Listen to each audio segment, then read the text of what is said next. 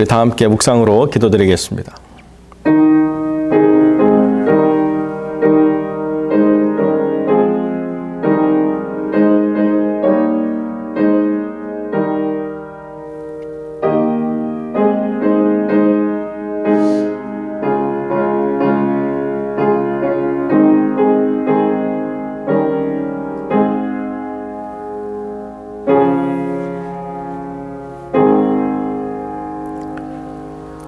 여호와는 자비로우시며 은혜로우시며 노하기를 더디하시며 인자하심이 풍부하시도다.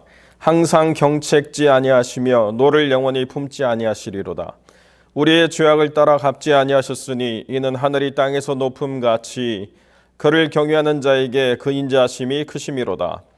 동이 서에서 먼 것 같이 우리 죄가를 우리에게서 멀리 옮기셨으며 아비가 자식을 불쌍히 여김같이 여호와께서 자기를 경외하는 자를 불쌍히 여기시느니라. 아멘. 우리 함께 신앙 고백드립니다.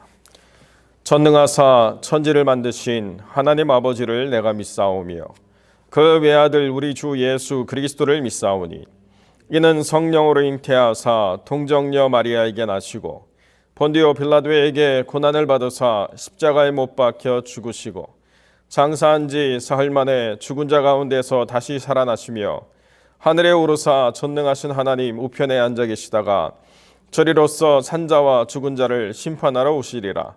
성령을 믿사오며 거룩한 공예와 성도가 서로 교통하는 것과 죄를 사하여 주시는 것과 몸이 다시 사는 것과 영원히 사는 것을 믿사옵나이다. 아멘. 우리 함께 기도하겠습니다. 거룩하고 존귀하신 아버지 하나님, 한 주간의 바쁘고 분주한 마음들을 다잡아 하나님 앞에 나와 그 음성을 들으며 주님이 주시는 귀한 은혜로 우리의 영혼이 다시 한번 소성케 되기를 소망함으로 주 앞에 섰사오니 하나님께서 우리의 영혼을 받아주시기를 소망합니다. 한 주의 무거운 짐들이 다 벗겨져 나가게 하시고 지치고 힘들었던 마음들이 하나님 안에서 위로를 받아 새롭게 되기를 간절히 소망하고 어떻게 살아갈 것인가에 대한 염려와 근심, 걱정들이 다 사라지게 하시고 하나님 안에서 분명한 믿음의 길을 발견해 나아가는 삶이 되기를 소망하옵나니 주님께서 우리를 이끌어 인도하여 주시기를 간절히 소망합니다. 우리가 선을 행하고자 하나 바르게 분별할 지혜가 없고 그것을 실천할 능력이 없고 하나님 안에서 그것을 따르고자 하는 마음이 없는 여러 가지 악함들을 우리가 갖고 있음을 주님께서 긍휼히 여겨주셔서 바르게 분별하게 하시고 나아갈 힘을 더하여 주시고 주님을 기뻐하는 마음들을 허락하여 주셔서 굳은 마음이 제하여지고 하나님 안에서 새롭게 됨을 인하여 하나님을 기뻐하며 그 뜻대로 순종하는 삶을 살아갈 수 있도록 주님 은혜를 베풀어 주시옵소서. 아버지 하나님 안에서 우리가 세상의 염려와 근심으로 우리의 마음이 짓눌리지 않도록 주님 붙잡아 주시고 하나님을 기뻐하실 것이 무엇인가 시험해보는 도전적인 믿음의 삶을 살아갈 수 있도록 주님 은혜를 베풀어 주시옵소서. 세상의 모든 사람들이 이 환난과 어려움으로 인하여 마음이 짓눌리고 살 소망이 끊어져 가지만은 그러나 주님을 우려하는 믿음의 백성들만큼은 오히려 이때에 주를 힘입어 하나님의 영광을 바라보고 하나님과 동행하는 의의 거룩한 길을 걸어갈 수 있도록 주님 붙잡아 주시길 간절히 소망합니다.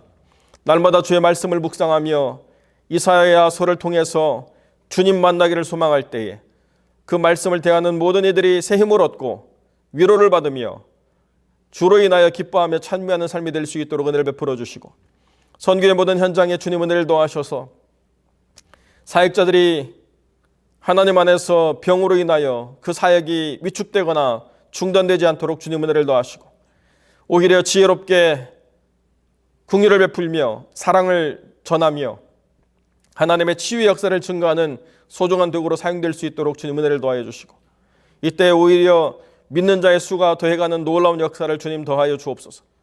그들의 모든 신분의 문제, 환경의 문제, 자녀의 문제, 또 여러 가지 궁핍한 모든 삶의 문제들 하나하나 주님 다스려 주셔서 하나님의 은혜로 이 모든 문제들이 해결되는 놀라운 역사를 허락하여 주옵시고 오늘 귀한 말씀을 우리에게 하나님 증거하실 때 아버지 하나님 말씀 안에서 하나님이 우리에게 주시는 놀라운 말씀으로 인하여 새 힘을 얻고 우리가 진리를 인하여 기뻐하며 자유한 자가 될 수 있도록 하나님 역사해 주시옵소서. 아버지 하나님 안에서 이 교회의 모든 것 주관하여 주시고 그 모든 심령들이 강건할 수 있도록 주님 역사하여 주시며 이 말씀을 의지함으로 한 주를 승리하는 귀한 시간들 되게 하여 주옵소서. 주님께서 함께해 주시길 간절히 소망하며 거룩하신 우리 주 예수 그리스도 이름으로 기도드립니다. 아멘.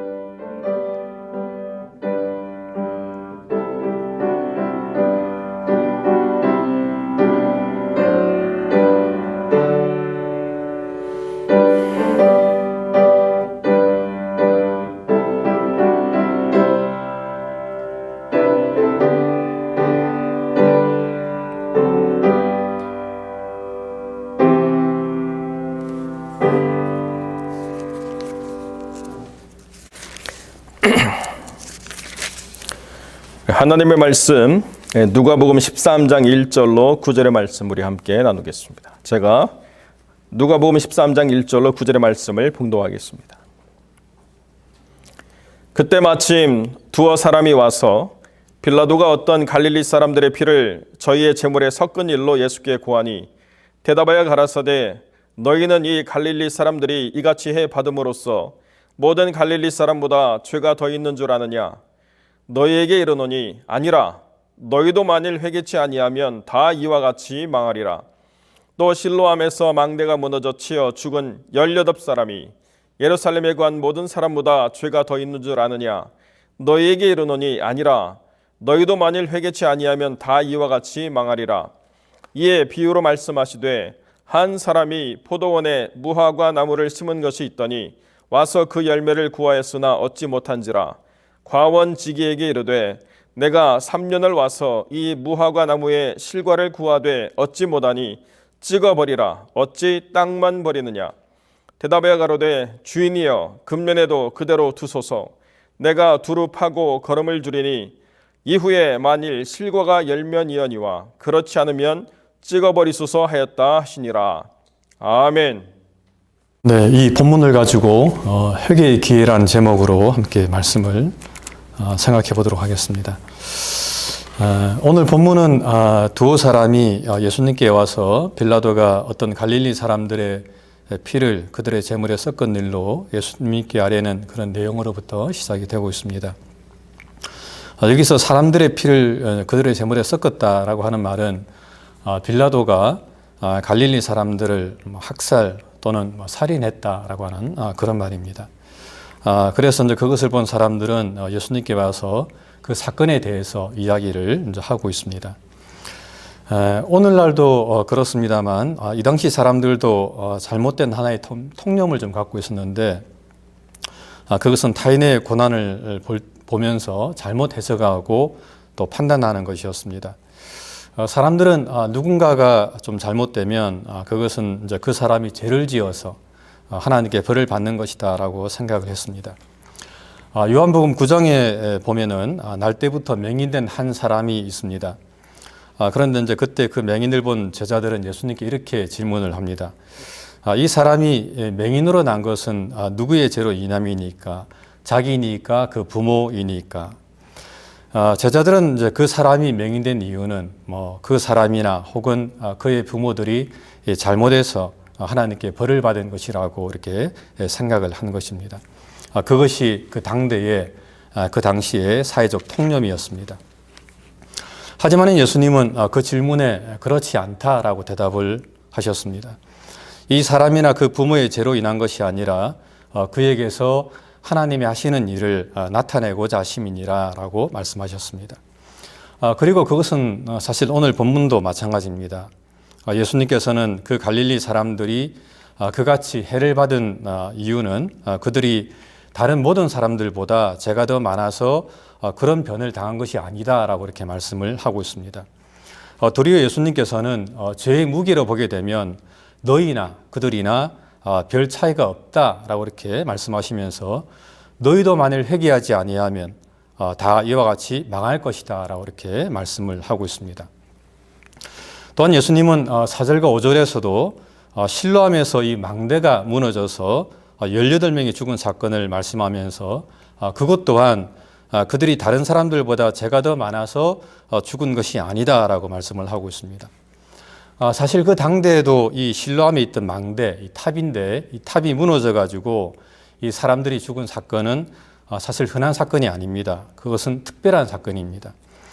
그래서 사람들은 그때 이 죽은 사람들을 보면서 그들은 죄가 많아서 하나님께 벌을 받은 것이다 라고 이렇게 생각을 한 것입니다.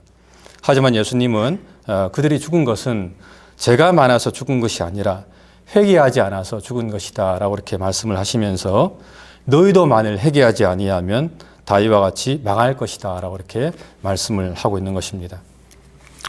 그러므로 이제 이 예수님의 말씀을 통해서 우리가 알 수 있는 것은 중요한 것은 죄의 경중이 아니라 얼마만큼 하나님 앞에서 회개하고 있는가가 중요하다라고 하는 것입니다. 사람들은 흔히 자신과 남을 좀 비교하면서 자신이 남보다 조금 더 낫다라는 생각이 들면은 상대방을 좀 무시하면서 자신을 높이는 그럴 때가 우리에게 있습니다. 대표적인 예로 누가복음 18장에 나오는 좀 바리새인이 그런 사람이었는데요. 그래서 바리새인은 그 18장 보게 되면 바리새인은 서서 따로 기도하면서 하나님께 이렇게 고백하는 것을 보게 됩니다. 나는 다른 사람들 곧 토색, 불의, 간음을 하는 자들 같지 아니하고 이 세리와도 같지 않음을 감사합니다. 여기서 이제 세리와 같지 않다라고 하는 말은 자신은 이제 훌륭한 사람이다라고 하는 그런 뜻입니다. 즉 자신은 하나님 앞에서 죄인이 아니라 의인이라고 이렇게 스스로 고백하는 것을 우리가 볼 수 있다라고 하는 것입니다. 그런데 놀랍게도 우리들도 자주 이런 모습을 가지고 우리가 하나님 앞에 나아가는 것을 우리가 좀 살펴보게 됩니다. 바리새인들처럼 하나님 앞에서 자신의 의를 드러내는 우리의 모습을 볼 수가 있다라고 하는 것입니다.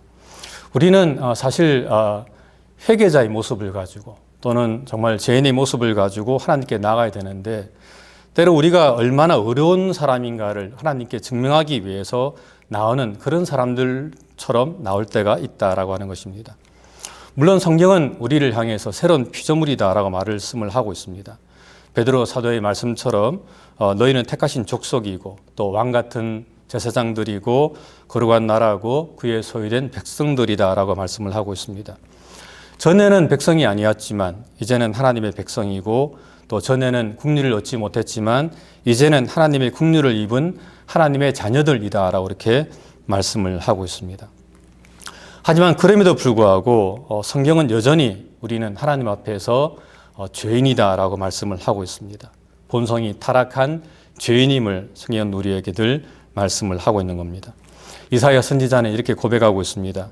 무릇 우리는 다 부정한 자 같아서 우리의 의는 다 더러운 옷 같으며 우리는 다 잎사귀 같이 시들므로 우리의 죄악이 바람같이 우리를 몰아가나이다 라고 이렇게 말씀을 하고 있습니다. 유명한 설교가였던 찰스 스펜저 목사님도 이런 말을 했습니다. 예수님을 영접한 것 말고 우리가 지금까지 했던 가장 큰 일은 우리의 죄를 부풀린 것밖에는 없습니다. 우리의 눈으로 보기에 가장 순결했던 그때도 하나님의 눈으로 보시면 우리는 조금도 순결하지 않습니다. 매일 밤 우리가 우리의 거울을 들여다볼 때 우리는 한 죄인을 봅니다 라고 이렇게 설교를 했습니다. 그렇습니다. 사실 우리는 하나님 앞에 죄인입니다. 그러므로 우리는 늘 하나님 앞에 설 때마다 회개자로 서야 된다라고 성경은 말씀을 하고 있습니다. 여러분 누가복음 18장에서 이 바리새인이 아니라 이 세리가 어렵다함을 받은 이유는 무엇입니까? 그것은 그 세리가 자신의 가슴을 치면서 진심으로 회개했기 때문에 그렇습니다. 세리는 멀리 서서 감히 눈을 들어 하늘을 우러러보지도 못하고 다만 가슴을 치면서 가로되 하나님이여 불쌍히 여기시옵소서 나는 죄인으로소이다 라고 고백을 했습니다. 그래서 성경은 이 바리새인이 아니라 세리가 어렵다함을 받고 내려갔다라고 말씀을 하고 있습니다. 또한 베드로가 예수님을 3번씩이나 부인하고 결국에 저주까지 했지만은 그가 다시금 부름을 받아서 사도로서 그 직분을 끝까지 감당할 수 있었던 그 이유가 무엇입니까? 그것 또한 이 베드로가 진심으로 회개했기 때문에 그렇습니다. 오늘 닭 울기 전에 내가 3번 나를 부인하리라 하심이 생각나서 밖에 나가서 심히 통곡하니라라고 성경은 말씀을 하고 있습니다. 여기서 심히 통곡했다라고 하는 말은 몹시 또 쓰라리게 비통하게 살을 애는 듯이 미치도록 울부짖었다라고 하는 그런 말입니다. 여러분, 베드로가 얼마나 통곡을 했겠습니까? 아마 베드로는 미친 사람처럼 아마 그는 울부짖었을 것이다 라고 저는 생각을 합니다. 그러므로 사실 우리는 늘 하나님 앞에 회개하는 마음으로, 회개자의 모습으로 하나님 앞에 서야 된다라고 하는 것입니다.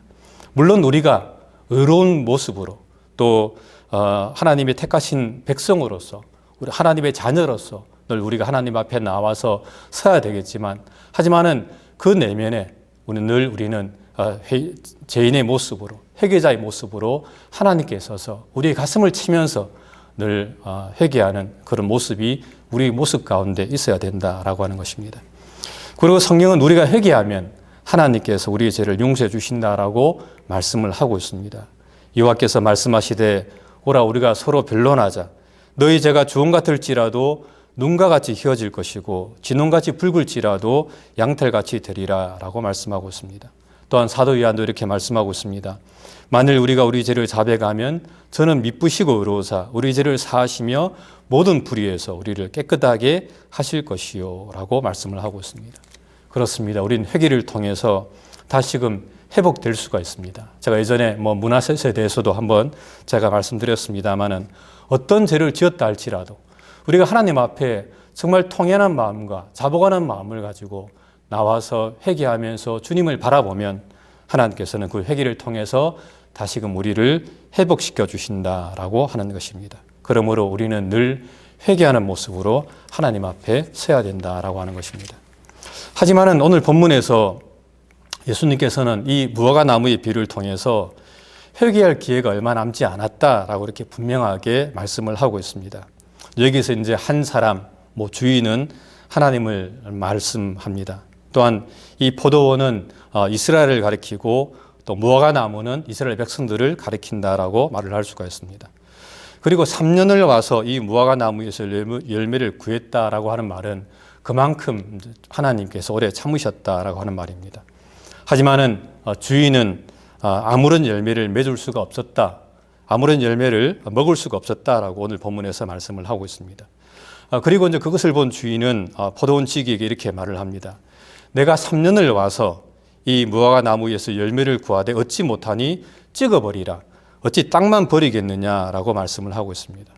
여기서 땅만 버린다는 말은 이 무화과 나무는 자리만 차지하고 양분만 섭취할 뿐이지 아무짝에도 쓸모없다라고 하는 그런 말입니다. 그러자 포도원 지기는 9절과 8절과 9절을 통해서 이렇게 말씀을 하고 있습니다. 대답하여 가로되 주인이여 금년에도 그대로 두소서. 내가 두루 파고 거름을 줄이니 이후에 만일 실과가 열면 이거니와 그렇지 않으면 찍어버리소서 하였다 하시니라 라고 말을 하고 있습니다. 여러분, 여기서 이 말씀의 초점이 뭐냐면 그것은 이제는 마지막이다라고 하는 것입니다. 물론 한 해 더라고 하는 기회가 주어지기는 했습니다만은 이 말씀의 정확한 초점은 이제는 더 이상 해결할 기회가 없다, 얼마 남지 않았다라고 하는 것을 성경은 이 말씀을 통해서 우리에게 교훈하고 있습니다. 저는 가끔씩 전도하다가 이런 사람들을 봅니다. 교회에 다니세요. 예수님 믿고 구원받고 또 천국에 가세요라고 이야기하면 이런 사람들이 있습니다. 내가 그냥 평생 동안 내가 죽기 직전까지 내 마음대로 그냥 살다가 죽기 직전에 내가 예수님 믿고 회개하고 내가 천국 가겠습니다라고 이렇게 이야기하는 그런 사람들을 가끔씩 만날 때가 있습니다. 하지만은 과연 그들에게 그렇게 회개할 기회가 주어질 것인가 라는 것을 우리는 생각을 해봐야 됩니다. 정말 그렇게 된다면 너무 좋지만은 우리의 삶은 그렇게 우리가 언제 죽을런지 또 우리의 삶이 어떻게 될는지 아무도 알 수가 없다라고 하는 것입니다. 그리고 그것은 사실 우리들도 마찬가지입니다. 우리가 사실 하루의 삶을 마치고 우리가 잠자리에 들기 전에 여러분들은 우리 성도님들은 모두가 다 기도하고 잠자리에 들겠습니다만은 그 많은 기도 중에 우리가 감사도 해야 되겠지만 하루의 삶을 좀 돌아보면서 혹시라도 내가 하나님 앞에 잘못한 것은 없는가, 내가 범죄한 것은 없는가라는 것을 생각하면서 회개하고 잠자리에 든다면 그것이 정말 올바른 하루의 일과를 마친 그런 기도가 아니겠는가라는 그런 생각을 해봅니다. 사실 우리는 기회가 있을 때에 늘 하나님 앞에 회개를 통해서 정결한 마음으로 또 정직한 영으로 하나님께 나아갈 수 있도록 그렇게 노력을 해야 된다라고 하는 것입니다. 이 회개의 삶, 이것을 통해서 우리는 올바른 삶을 살 수가 있고 또 자신의 삶을 한번 돌아보는 그런 계기가 될 것이고 또 이 성령의 열매를 맺는 그런 아름다운 삶을 살아가는 그런 삶이 될 것이라고 저는 확신합니다. 그러므로 늘 회개의 자의 모습으로 하나님 앞에 서서 자신의 삶을 돌아보는 저와 여러분들이 되시기를 주님의 이름으로 간절히 부탁을 드립니다. 기도하겠습니다. 하나님 감사합니다. 또 수요 예배 저에게 허락해 주시고 또 이 말씀을 통해서 또 회개에 대해서 또 회개의 기회에 대해서 이 말씀을 상고할 수 있도록 은혜 허락해 주심을 감사합니다. 바라옵기는 기회가 있을 때에 또 기회가 왔을 때에 우리가 늘 하나님 앞에 회개함을 통해서 하나님과 화목하는 삶을 살아갈 수 있도록 은혜를 베풀어 주시옵소서. 감사하고 사랑 많으신 예수님 이름 받들어 간절히 기도드립니다. 아멘. 주기도문으로 모든 예배 마치겠습니다. 하늘에 계신 우리 아버지여, 이름이 거룩히 여김을 받으시오며 나라의 임하옵시며 뜻이 하늘에서 이룬 것 같이 땅에서도 이루어지리다. 오늘날 우리에게 일용할 양식을 주옵시고 우리가 우리에게 죄 지은 자를 사하여 준 것 같이 우리 죄를 사하여 주옵시고 우리를 시험에 들게 하지 마옵시고 다만 악에서 구하옵소서. 대개 나라와 근사와 영광이 아버지께 영원히 있사옵나이다. 아멘.